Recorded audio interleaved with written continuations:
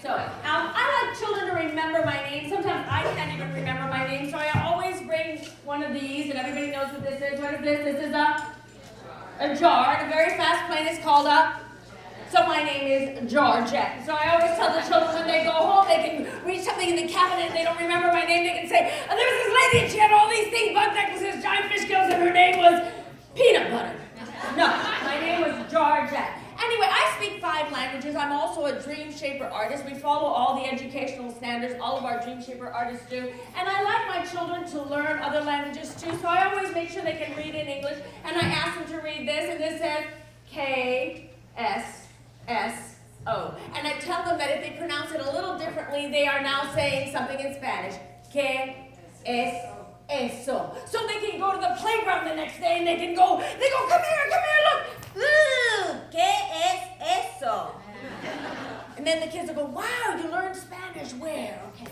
Now, I always travel with a large map of South America because my show is called Latin American Adventure. And I lived in South America for 23 years. And so I tell them that one of the places I told them where California is and how they could actually travel from California through Mexico all the way down to where it's really, really cold. And then I go to Peru and I show them a really great instrument. And I ask everybody to say, and then I look at it and I go, I don't know.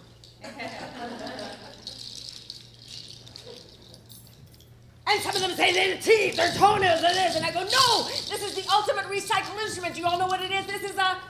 These are goat hooves. Okay. I always bring 3 hands-on tables of bug necklaces, giant fish scales, alligators, piranhas, things that the children can touch. And I go through country by country, coming out with new things. And you're supposed to go again? Yes. Well, this is a giant fish scale. It's from the largest freshwater fish in the world. And I don't have any volunteers up here, but it doesn't matter because I can do this and show you that this is a pirarucu, the largest freshwater fish in the world, and the children will be able to come by. And then I usually play them a song. So let me calm down here. One of my favorite places that I take the children is to the Galapagos Islands, and I talk about how under the water there were volcanoes, and then the volcanoes came spewing up, and all of a sudden everything hardened, and they had obsidian, and they don't know how the animals got there because there are blue-footed boobies, and there are iguanas, and they think that, well, maybe some of the plants got blown over by the wind from the mainland, or floated over on the water, or maybe a bird was flying and he had a tummy ache, and a seed that hadn't sprouted, and that's how some of the vegetation started. So I talk about things like that. And then when I go to Argentina, I show them how the gauchos used to have these things, and these things are... These are bolos, and bolos were used, that's okay, stuff falls all the time, that's part of my life. And then people were out on the plains looking for guanaco and ostrich, and they used the bolos, they swung them over their head, and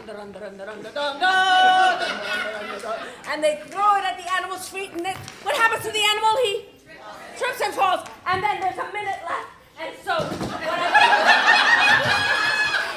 this is an instrument that comes from Venezuela, and it has a name, it's a number in Spanish, and that number is cuatro.